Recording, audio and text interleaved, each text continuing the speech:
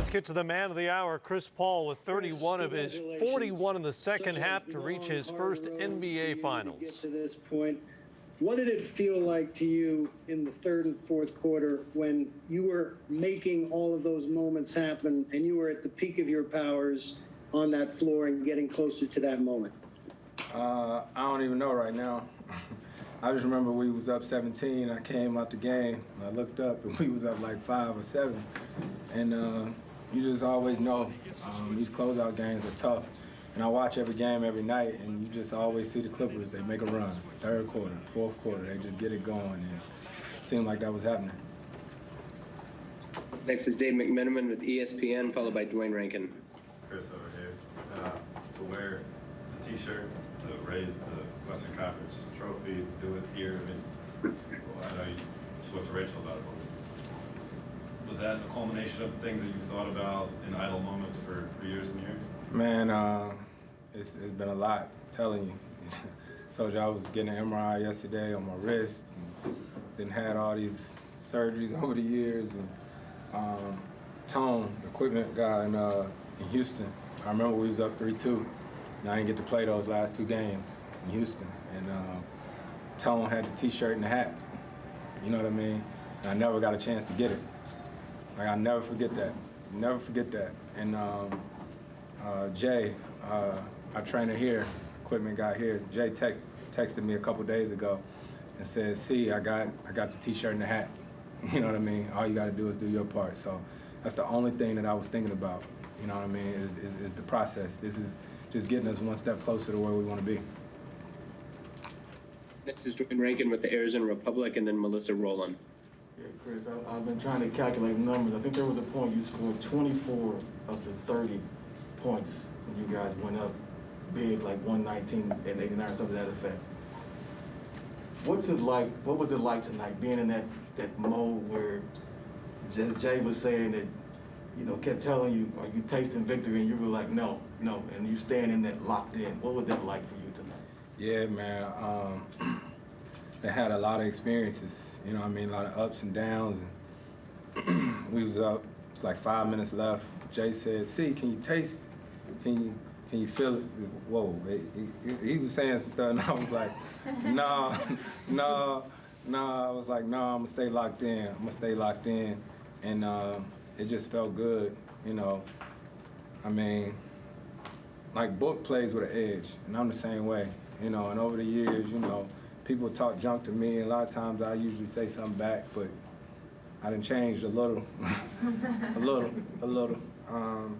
And I just kept thinking, you know what I mean? If we do what we're supposed to do, I'll get the last laugh. You know what I mean? So you stay the course long enough, you break them, and that's what we did. That's what Jay just said about Beverly. He said that whole push that you guys knew then. Yeah. That they were broke. Yeah. It hurt. It sting. It sting. Yeah. Thanks, Chris. Next up is Melissa Rowland with Fox Sports, followed by Jovan Buha. Hey Chris, congratulations. Appreciate it. We all saw the emotions pouring out of you after the game. Can you describe to us what was going through your head at that time? And I was just happy and proud of our team. You know what I mean? You know, not winning Coach of the Year, but we know who he is. Hell, man, I experienced COVID. You know what I mean? Just a week ago, I was here at home, couldn't be there with my teammates, and that's what you call next man up. You know, they won 2 games in this series without me. You know, and just shows you how crazy it is. First series, got the nerve thing, you know what I mean? Win the second series, end up with COVID. It's been a lot, man, and I want it not just for myself, but for everybody in that locker room. Next is Jovan Buha with The Athletic, followed by Chris Haynes. Hey, Chris. When you returned, you said you'd save the Clippers talk for after the series. So now that we're at this point, I guess, what was it like to go up against your former team? Man, it's crazy because Jason Powell, the head trainer over there, is my family. You know what I mean? We usually talk all the time, and we ain't talked this whole series. Chauncey is my family, like my brother, and we ain't talked this whole series. You know, I'm so happy for him getting a head coaching job because me and him talked about it during like quarantine, you know, about what his next thing was gonna be. And, you know, when he said he was gonna be a coach, I was like, you're gonna be the best coach there is, because when we played together here, we used to be in our lockers right next to each other drawing up plays. So it's been hard not to tell him congratulations, you know. So it's a lot of ties. Dennis Rogers, who was with me for, y'all know, y'all know. D-Raj ain't just the employee, that's my family, you know what I mean? And so, you know, when you get to the arena for a game like this and you walk past and don't even speak, you know, these people who mean a lot to me. And so to be in a series against them, to get to this is special. Next is Chris Haynes with Turner, followed by Mark Spears. Congrats, Chris. Could you talk about how you evolved into a player that keeps his composure? Because during the series, you know, you had your, I don't know if I'll call him bouts, but DeMarcus, you and DeMarcus is going. Oh, that wolfing. Yeah, ain't nothing. Ain't nothing. But how do you keep your composure and not respond back like those who do? You know what I'm saying? You can do it, you do it. And I think I've just been on the other end of so many losses. You know what I mean? And I know what that feel like. And before the game, me and Jay was talking about it. You know, we put the work in. You know, if you put the work in, then you live with the outcome. You know what I mean? So we work. We're a work team. Past 2-3 games, I've been playing with my fingers buddy tape. These two, and I shoot around today. I said, I ain't doing that. I ain't doing that tonight. And excuse me, Book said he wasn't playing with his mask on either. And so it was good to see it all come together. Next is Mark Spears with ESPN, followed by Sam Amick. Chris, I saw you pointing up to the suite. I see the hat on. First question is just in terms of your family, I assume that's for the hometown. Oh, yeah. Trey Paul. Talk about the hat and pointing up to your family. Yeah, Winston-Salem, that's me. Born and raised. Like I always say, all these years, like we still got a ways to go. We still got 4 wins, but all these years I done had my hometown and my family right there with me. You know what I mean? So, like I said, it ain't just for me. I asked Jay, I got an extra hat and a t-shirt so I can take it to my brother. You know what I mean? My brother, my whole career, he didn't miss 1 playoff game I'd have never played in, home or away. So anytime we win something like that, it's for my brother always. I saw your dad once cry talking about your relationship. Yeah, I mean, everybody got relationships. My pops is, that's my dad. Fortunately. I'm talking about the relationship between you and your brother. Oh, yeah. What it meant to you. Yeah, because it's just us. It's just us. I ain't got no sisters or nothing like that. It's just me and my brother. And my brother been with me since day one. Like literally.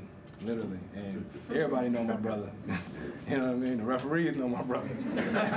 Everybody know my brother because he's there, you know? Like some people be there, but my brother is there. He always there. He tell me what I don't want to hear, and he just, I mean, I love him to death. And now can you reveal that you did bark plays to him when you were out? I did, and that wasn't true. What, did I texted my brother? Yeah. No. My brother know the game on his own. He was telling Jay his own stuff. You talking about when I had COVID? Yeah. Yeah, I was texting the guys that work in the back. My brother was saying his own stuff. Yeah. He know the game. My brother. Hey, come on up, brother. No, I'll let you post up with you. I need to get it lifted. It's next to him, yo. What do you think? All right, Chris, next up is going to be Sam Amick with The Athletic, followed by Dan Wojcicki. Yep. CP, congrats, man. Appreciate it, Sam. You talked earlier this year about a conversation with Willie where he asked you, you ever think about what if you didn't leave with this team? And it said you didn't know what you might have learned, but at that point, we didn't know the story would get here. To be out there tonight when you've got Clippers fans waiting around, chanting your name and the way that it's a little bit of a Hollywood script, the way this thing went. You gotta know, like I told you, Billy Crystal and his wife, the Hernandez family, Iger, you know what I mean? Like, I played 6 years here, you know, and a lot of these fans became my family. So Willie, he talks to me about AI all the time, who AI is obviously a hero of mine and texts me after every game. AI texts me after every game. And so Willie just said, you know, if I could do it all over again, what I left. And I said, yeah, because I learned a lot of stuff along the way. You know, and this is like a story book for this part, you know, getting somewhere that I've never been before, going against a team that I'll always be connected to. It's time for 3 more. Next is Dan Woike with the LA Times, and then Mark Medina. Hey, Chris. I know you want to win more than anything that drives you as a basketball player. But as some of this stuff has happened over the years, the thumb in a jersey, Portland. The hamstring, the Rockets, Houston. 3-1. I mean, like, here's the list. I can run them off to you. COVID, a week ago, Right. the shoulder. Has it ever in your mind been like, this might not happen? Nope. Nope. I ain't built like that. You know what I mean? It's just get to work. Get to work. What was it, game 3? I found out I partially tore some ligaments in my hand. I was like, oh, here we go. You know, but you just, I got an unbelievable team around me. A lady named Ann, you probably seen her. I hugged her when I walked off the court. She's been at every road game, home game, working on me, just trying to get me right for every game. So I'm appreciative to my team around me, my chef, all this. It's a game. It's a real live game that puts it all together. Does this hit you differently, having gone through all that stuff? Yeah, just because it's a lot. It's a lot. Even I'm a big thanks to Sam Presti for even allowing, you know, all this to happen. And I think back to my first conversations with Book, you know what I mean, with James Jones, all the stuff that had to happen in order for us to get here, right, is just part of the process. Final 2 questions are Mark Medina with USA Today and Rachel Nichols. Chris, congratulations on everything. Appreciate it, Mark. Lonnie was saying that, you know, from when he was first coaching the Wolves, that he noticed that you've made some adjustments of just your leadership style, how to pick your spots of when to get on guys, when to be a nurturing team. And how do you look at how you've approached that over the years and how to develop your students? Experience, you know what I mean? Just leadership experience. Like when they made that run some years ago, I'd have jumped up, been yelling over there on the bench or whatnot, but I just stayed there and was like, okay, you know, it's cool, because you learn how to deal with different guys, and if you go crazy like that, that might make them a little bit nervous or gun shy. But you know, I'm grateful for all the experiences, good or bad, and just gonna keep enjoying the process. Final question is Rachel Nichols with ESPN. I do want to ask about the 2 of you, that workout you did that first night, the day you were traded, and thinking back on that. And then Monty Williams has said that he tried to kind of tell you guys how to play with each other, and that pretty quickly he was like, I just need to get out of the way. What do you remember about both of those nights, or both of those experiences? The trade happened, say it was on a Monday. That Tuesday morning I flew in and we had a gym, and Johnny, my trainer, worked us out. And cause then I had to leave and go shoot some State Farm commercials. Yeah, like it was all in one day. And I don't know, it's been cool, man, cause you think about it, like that first or second week of the season, Coach met with us and said we had the worst starting 5 in the league. Remember that? Yeah. We had the worst starting 5 in the league, plus and minus. And me and Book, you know, we talked about it, and throughout the season we figured it out. That's it. Yep.